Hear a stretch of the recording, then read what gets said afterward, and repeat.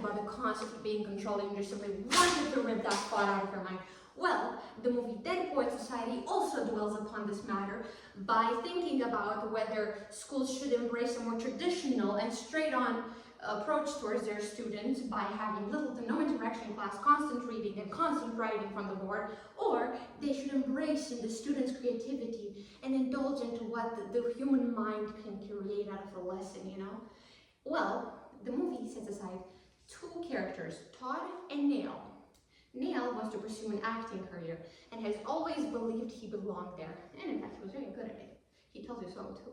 Well, his father got in the way of his dream because he believed that was not a good career, and he constantly forced him to become a doctor, to study, to have good grades, and in the end, Neil did study. He had amazing grades, but there was one thing: he was unhappy until a teacher, Mr. Kenning, came upon their lives and introduced the concept of breaking the rules. And so they did. They started, all the boys at the school started organizing clubs to meet up at night and discuss poetry and really doing dumb stuff, really. But they enjoyed it and they were happy, which is what matters. And in doing this, Neil gave himself the courage to finally break from his father's rules and participate in a play behind his father's back.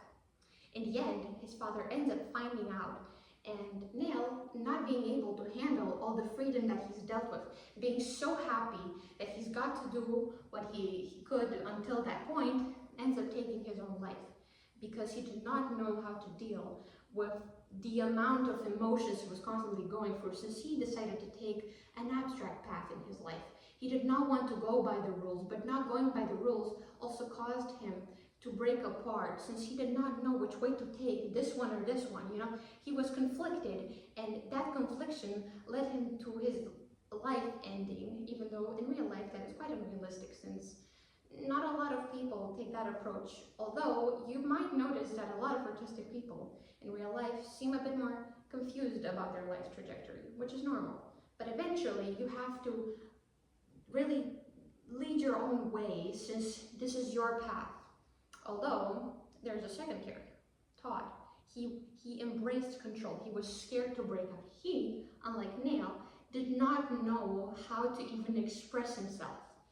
And in the end, after following all of these rules, he actually got to break free from all the control. He started expressing himself when he felt his interests being threatened after the replacing of Mr. Keating, who got blamed for Neil's death by his father.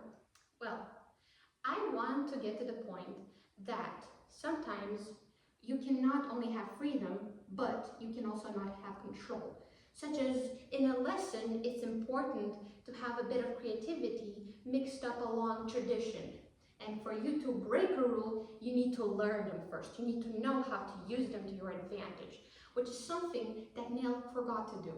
He did not learn by the rules. He simply took a leap of faith, and once that leap got thrown into some disbelief from his father, he simply crumbled upon his own pressure, which, you know, it's not a healthy way to deal upon this.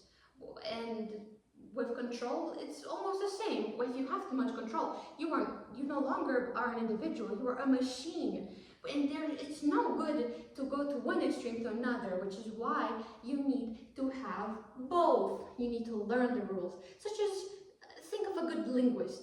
You know, he speaks and writes books in such attractive ways, and you wish to do so too, but you find yourself unable to, no matter how much you try. Maybe you have the skill, but you do not possess the knowledge, which is something that that teacher and linguist may possess.